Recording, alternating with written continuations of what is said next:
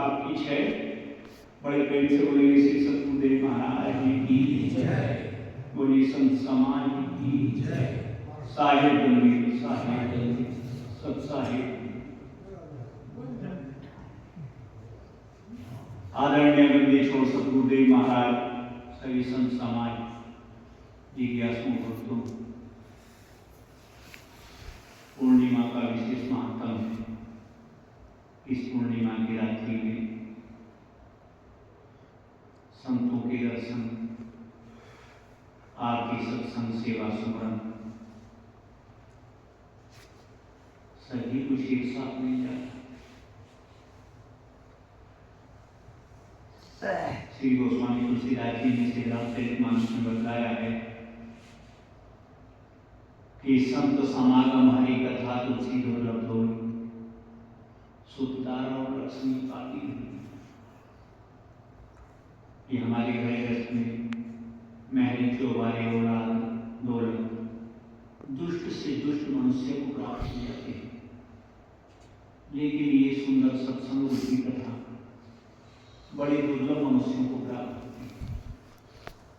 उन मनुष्यों को प्राप्त होती है जिनके जन्म जन्मांतर के बड़े सुंदर संस्कार होते हैं, जिनके पूर्व जन्मों के शुभ संस्कार नहीं होते।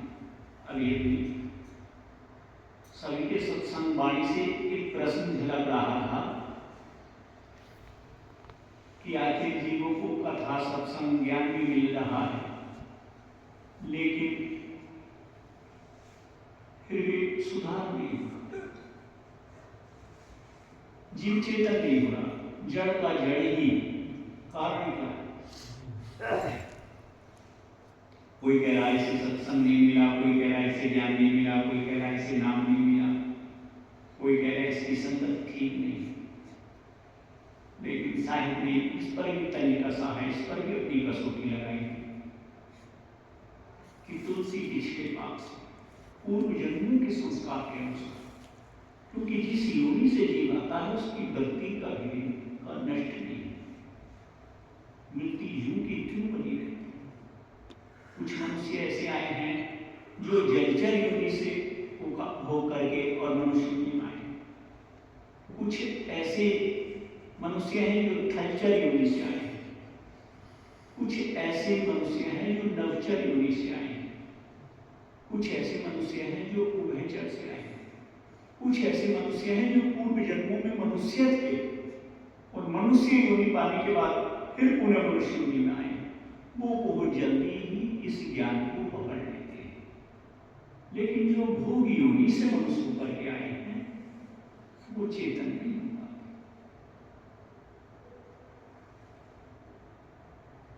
तो तुलसी पिछले पाप से हरि चर्चा बसा, पूर्व जन्मों के कुमार्ग से कुसंस्कारों के अनुसार मनुष्य योनि पर ये सत्संग प्रभाव मिला। जैसे ज्वाला जाने से भूख दूर हो गया, इस प्रकार बुखार के आ जाने से भूख नहीं लगती, कुछ अच्छा नहीं लगता, जी कड़वा कड़वा रहता है। इस प्रकार मनुष्य में जब तो जीव सत्संग में आता ही नहीं, आता है तो सत्संग का प्रभाव ही नहीं पड़ता। हम सब हर पूर्णिमा को सत्संग में आ रहे हैं, लेकिन क्या हमें पता है कि हम सब बंधन में हैं?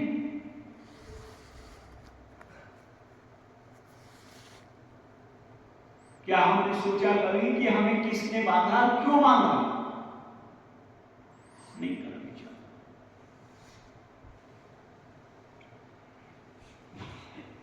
अब आप सब हम आपस में अगर अपनी कसौटी अपने आप पर लगाएंगे कि हमको बंधे हुए नहीं, तो क्या कोई कह सकता है कि मैं बंधा हुआ नहीं हूं?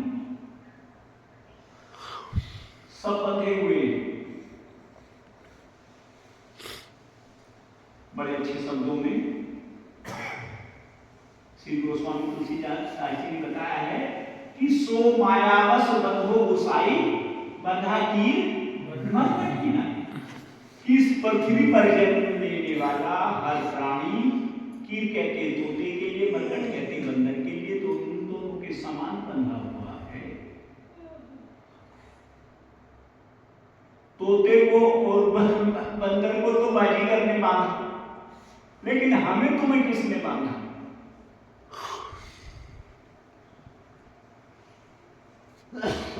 क्यों अरविंद जी, किसने बांधा? माया से। अच्छा, माया से बंधे गया, माया ने बांधा। अरे माया ने बांधा, मन। अच्छा मन ने बांधा, ये भी मन ने बांधा। और कोई बताए इस बात को? सुरेंद्र जी, मन के द्वारा। मन के द्वारा। डॉक्टर साहब, मन के द्वारा। यानी कोई संत महात्मा में बताए?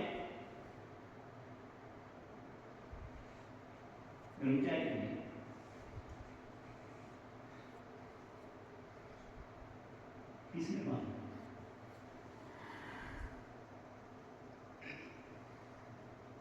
आपा को आपा ही बंधी हो, इस आत्मा को कोई बांध नहीं सकता। फिर तो मन बड़ा हो गया आत्मा से,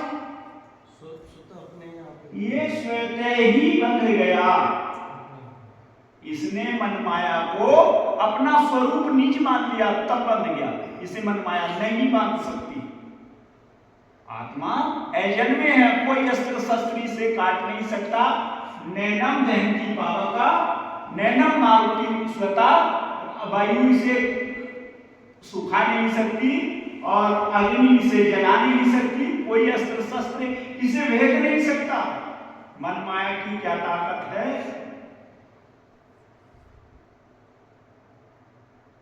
आत्मा ने इसे अपना निज स्वरूप, अपना घर मान लिया, स्वतः आकर के बंध गई। और मन माया को इसने अपनी ऊर्जा दे दी। मन माया तो जड़ है, स्वयं चलायमान नहीं है, चला ही आत्मा की शक्ति रही है।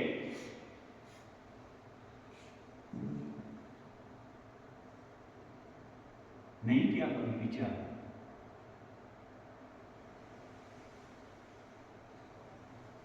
कब करेंगे विचार? अभी अभी हमारे साहिब जी वाणी सुना रहे थे कि आयु में हमारी उस वक्त कि जंग करने के लिए यमराज खोज लेकर के आया कि जब मौत आकर के हम पे हमला करेगी तब हम इस बात की जानकारी करेंगे। अरे जाका घर है, गैल में नींद काय को आए। अगर मौत हमारे पड़ोसी के घर तक आ गई तो हम कब सावधान होंगे? जब हमारे घर भी आ जाएगी। अगर किसी पड़ोस में आग लगी है तो हम जब सावधान होंगे जब आग पड़ोसी से हमारे घर में लग जाएगी। फिर क्या सावधान होना? फिर वो जला जाएगा।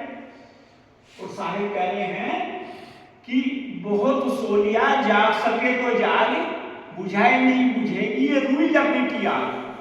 हर चीज की आग एक बार तो बुझ सकती है, लेकिन रुई में लगी हुई आग नहीं बुझती है। इसलिए यदि मौत ने दस्तक दे दिया फिर काम बनने वाला नहीं है। मरने से पहले पहले यदि हमने काम बना लिया तो ठीक। क्या काम बनाना है? करना क्या है? क्या करना है? देखो वो बताया, अपने आप को जानना। अपने आप को क्या जानना? आत्मा को जानना। ज्ञान, ज्ञान माने जानना। क्या जानना? आत्मा को जानना। कबीर एको जानिया, साहिब कबीर ने तय कसा है कि कबीर एको जानिया, सब जाना जाना जान। और कबीर एक ना जानिया, सब जाना जाना ज्ञान। कि आपने संसार सागर में जन्म लेकर के आत्मा का ज्ञान प्राप्त कर लिया तो सकल सृष्टि के ज्ञान को प्राप्त कर लिया। और यदि आपने सकल सृष्टि का ज्ञान प्राप्त कर लिया, आत्मा का ज्ञान नहीं जाना, तो आप कुछ नहीं जान पाए। क्योंकि मनुष्य योनि मिलने का अर्थ ही ये है कि आत्मा को जानना।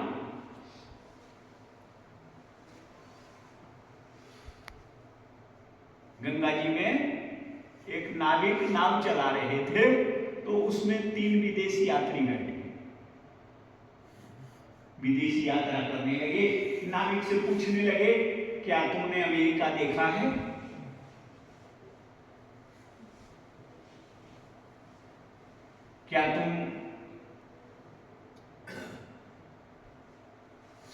क्या तुमने विदेशों के महल, चौबारे, झरने और पिंड पिरामिड देखे हैं? क्या तुम आर्यभट्ट 12 महीने को जानते हो? क्या तुम न्यूटन को जानते हो? क्या तुमने जेम्स वाट का नाम सुना है? भारत का नाविक बोला, मैं तो अनपढ़ हूं, मैंने कुछ नहीं किया, मैं तो इस देश से बाहर गया ही नहीं कभी, बस नाव चला लेता हूं और नाव में बैठा करके यात्री पार कर देता हूं, इससे अपने घर परिवार का गुजारा करता हूं। वाह, तुम भी अनपढ़ रहे, तुमने कुछ नहीं देखा, कुछ नहीं सीखा, कुछ नहीं जाना। वो हंसने लगे उसको। चलते चलते जब नाव बीच धारा में पहुंची, नाव डगमगाने लगी। कुछ तूफान सा आया तो नाविक बोला, क्या तुम तीनों में से कोई तैरना जानता है? बोले, नहीं जानते। नाविक कूद करके पार हो गया और वो तीनों आर्यभट्ट, 12 महीने, अमेरिका और सोवियत रूस वैज्ञानिकों के ही नाम है। कहने का भाव ये है, ये संसार का जितना भी ज्ञान है उस आत्मा के ज्ञान के सामने थोथा फीका निष्फल ज्ञान है।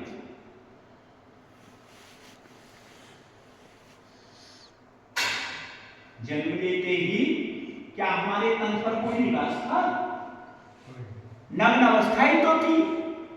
एक अजर वसन के कारण इतनी झूठ खानी पड़ी, खाली कपटी के लिए हम इतना झूठ, इतनी चालाकी, इतनी बेईमानी, इतनी कपट में फंस गए, इतना माया मोह में फंस गए कि रात दिन भागदौड़, भागीरथी प्रयास, हम केवल खाने पीने, सोने जागने के लिए, भय मैथुन आहार निद्रा के लिए, जो अज्ञान पशु पक्षी कहलाते हैं वो भी इन 4 काम को के लिए जी रहे, भय मैथुन आहार निद्रा, और हमने मनुष्यों को लेकर के भी भय मैथुन आहार निद्रा के लिए जीवन गुजारा।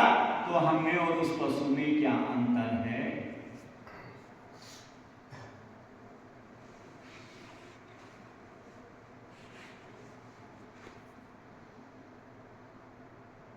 क्या अंतर है?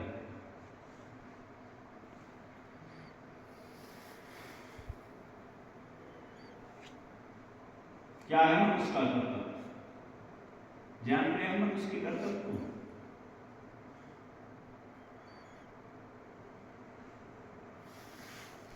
बर्बाद चमन को करने को, गांधी साहब का एक शेर बहुत याद आता है कभी कभी, कि बर्बाद चमन को करने को एक ही उल्लू काफी है, अंजाम गुलिस्ता क्या होगा जब हर डाल के उल्लू बैठो। तुम्हारे जो ये 9 द्वारे हैं, इस हर द्वार पे एक उल्लू बैठा है। आपकी आंखों पर उल्लू बैठा है, कानों पर उल्लू बैठा है, नाक पर, मुख पर, हाथों पर, पैरों पर, विषय भोग की इंद्रियों पर, सब जगह उल्लू बैठा है। यदि किसी पूर्ण सतगुरु की शरण में जाकर के आपने इन उल्लुओं को हटा करके इन पे अगर हंस को बैठा लिया, आपने वो नाम रूपी शब्द लेकर के अपने आप को जान लिया, तो आपका ये उल्लू भाग जाएगा। नहीं, सभी के सिराने ये मौत रूपी उल्लू खड़ा है, हर इंद्री पे पता नहीं कौन से द्वार से आपको मारना। पूरी पृथ्वी पर महाभारत का युद्ध चल रहा है और यहाँ बड़े बड़े दुष्टों ने चक्रव्यूह की रचना की है। किसी द्वार पर जयद्रथ खड़ा है, किसी द्वार पर दुशासन खड़ा है, कहीं दुर्योधन खड़ा हुआ है। यदि सकुशल अपने रथ को युद्ध भूमि से बाहर ले जाना चाहते हो तो अपने रथ की लगाम किसी अपने सतगुरु सारथी कृष्ण के हाथ में दे दो, वो आपके रथ को हाँक करके इस युद्ध के मैदान से बाहर ले जाएगा। यदि इस युद्ध के मैदान में तुम्हारा रथ चक्रव्यूह में फंस गया, फिर बाहर नहीं जा सकोगे। 300 करोड़ वर्ष के लिए 84 लाख योनि में चले जाओ। 75 लाख वर्ष जलचर, 75 लाख वर्ष थलचर, 75 लाख वर्ष नवचर और 75 लाख वर्ष उभयचर की योनियों में चले जाओ। बड़ा दुख, बड़ा कष्ट उठाना पड़ेगा। मनुष्य योनि में बड़ा आराम है, क्योंकि इसमें बुद्धि है, विवेक है, ज्ञान है, प्रेम है, साहस है, धैर्य है, धीरज है, जगरंगी है, अर्थात आत्मा के गुण है। लेकिन यदि हमने मन के गुणों का अवगुणों का उपयोग कर लिया, काम, क्रोध, लोभ, मोह, अहंकार, तो इनके भी बड़े रूप। यदि हम इनमें फंसते चले गए, 84 लाख योनि में चले जाएंगे। आत्मा का गुणों को जान लिया, आत्मा को जान लिया, 84 लाख योनि से बाहर चले जाएंगे। ये ऊर्जा, ये नाम, ये शक्ति, ये ज्ञान, ये विवेक उस पूरे सद्गुरु की शरण में मिलता है। साहिब ने तंज का साहिब सावधान किया है, कहें कभी सुनो वही साधो कि नहीं, साहिब कबीर कह रहे हैं कि सुनो और अपने आप को साधो। बहुत गुरु हैं क्या जगमाई, कह रहे हैं सब कि भाई हम भी गुरु हैं, हम भी गुरु हैं, हम भी गुरु हैं। अब तो भीख मांगने वाले भी कह रहे हैं, कथावाचकों की तो छोड़ो, टोने टोटे टोटके जादू जड़ी तंत्र मंत्र, शमशान में रहने वाले भी अपने आप को गुरु बतला रहे हैं। साहिब ने सावधान किया है कि बहुत गुरु हैं याजक माही, हरे द्रव कछु संकट नाही, ताकि प्रथम परीक्षा कीजिए, ताकि पीछे गुरु दीक्षा लीजिए। आसान काम नहीं है, हर चीज सुलभ हो जाएगी संसार में। परमात्मा मिलना सुलभ है, लेकिन पूरा गुरु मिलना सुलभ नहीं है। इसकी बड़ी अच्छी तरह से जांच पड़ताल करनी पड़ेगी। आज नहीं, 1398 में साहेब आए, आकर के सततत्व की धारा जगाई, और उस समय संतों की क्रांति आई। 32-36 संत लगातार चलते आए 1398 से लेकर के और लगभग 1700 तक। एक से एक संत आए और आकर के सभी ने एक बात कही है कि अंधा अगुवाता है पुरमाई। किसी ने नहीं बख्शा, चाहे वो रहीम साहब हुए, चाहे वो कबीर साहब हुए, चाहे वो रविदास जी, चाहे वो नानक साहब हुए। ये सभी ने कहा कि अंधा अगुवाता है पुरमाई, ते अंधे जो पीछे जाए, कि आगे चल करके धर्म की अगुवाई अंधे लोग करेंगे, अर्थात अज्ञानी झूठे लोग, पैसा कमाने खाने वाले, ढोंग करने वाले, पाखंडी लोग, व्यभिचारी लोग। और जो जितना अधिक बोलने वाला होगा और जो जितना अधिक सांसों का दिखाने वाला होगा, जो जितना अधिक रूप रंग सजाने वाला होगा, वो उतना ही बड़ा गुरु कहलाए।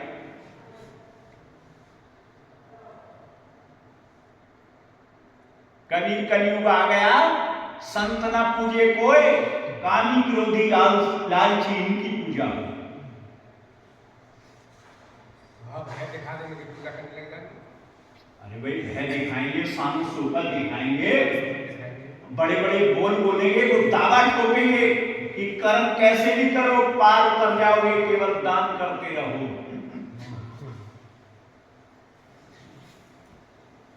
तो इसलिए सावधान, सचेत होना है, पूरे गुरु की जांच पड़ताल करनी। पानी पियो छान के, गुरु की ओ जान के। क्या जानना, क्या जानना गुरु के बारे में? अरे भाई, हमने बहुत सब सुन रहे हैं, सोच रहे हैं कि पानी पियो छान के, गुरु की ओ जान के। क्या जानना गुरु के बारे में? क्यों अरविंद जी, कृष्णा, क्या जानना गुरु के बारे में?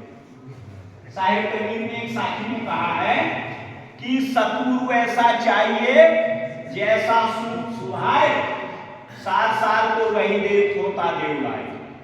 जैसे माता बहन छाछ से फटकना फटकती हैं, अच्छे अनाज को अपने अंदर में समेट लेती हैं, और जो कूड़ा करकट होता है या हल्का अनाज होता है, खोखला होता है, उसे बाहर फेंक देती है। ठीक इसी प्रकार सच्चे संत क्या करते हैं, आपकी बुराइयों को, अवगुणों को, आपकी गंदगी को वो दूर कर देते हैं। आप में तमाम अच्छे गुण प्रवेश कर देते हैं। अपनी संगत से, अपने ज्ञान से, अपनी ऊर्जा से आपको बदल देते हैं। क्या किया महात्मा बुद्ध ने? डाकू अंगुली मार के साथ क्या किया? डाकू रत्नाकर के साथ क्या हुआ? सैजूबाई के साथ क्या कर दिया? संत रविदास जी ने मीरा जी के साथ क्या हुआ? कमाल कमाली के साथ। अथा उदाहरण है क्या हुआ? सावित्री के साथ क्या कर दिखाया? सलोचना क्या कर दिखाया? सीता ने क्या कर दिखाया? पन्नाधाई ने क्या कर दिखाया? अपाला ने। अनेकों उदाहरण हैं। स्त्री चरित्र पुरुषोस्य भाग्यम ते ज्ञानम।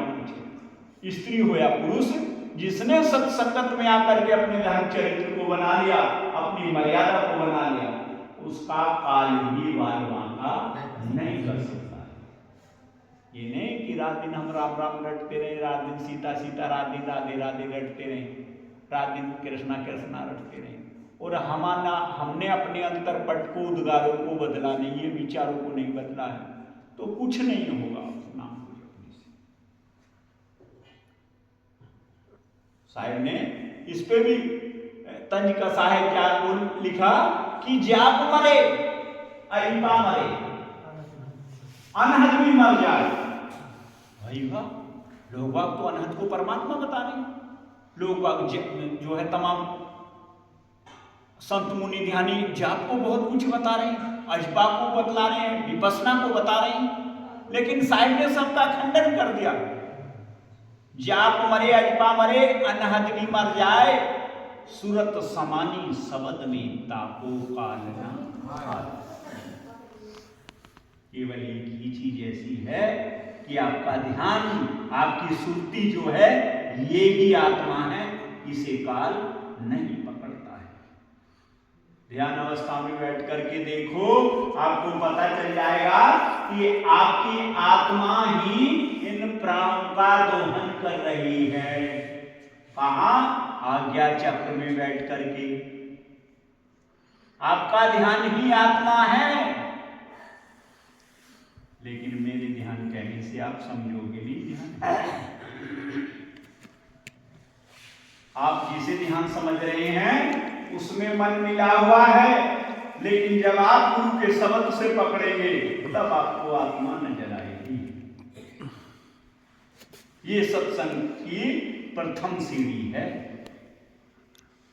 यहां से पीछे क्या था? संसार की सीढ़ी है, और यहां से सत्संग की प्रथम सीढ़ी है। यहां से सत्संग की शुरुआत। इस तरह सत्संग की शुरुआत कीजिए। आओ महान संतों के संबंधी छोड़ सतगुरुदेव महाराज के बीच में बैठते हुए एक गुरु प्रार्थना करते हैं, उसके बाद आगे के लिए सत्संग बढ़ाया जाएगा।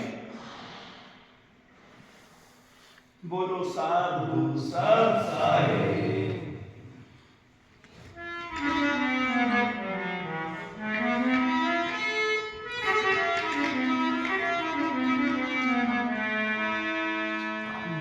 ध्यान मूलम गुरु मूर्ति, पूजा मूलम गुरु पदम, मंत्र मूलम गुरु वाक्यम, मूलम गुरु कीर्तन।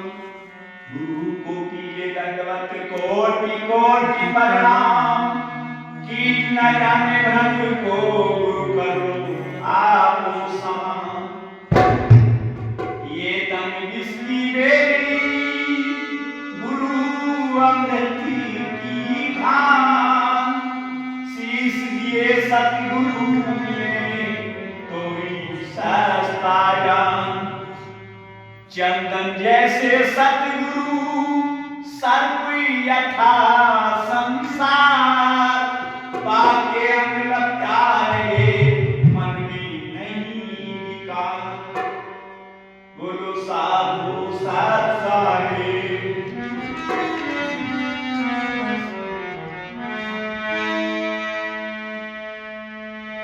यह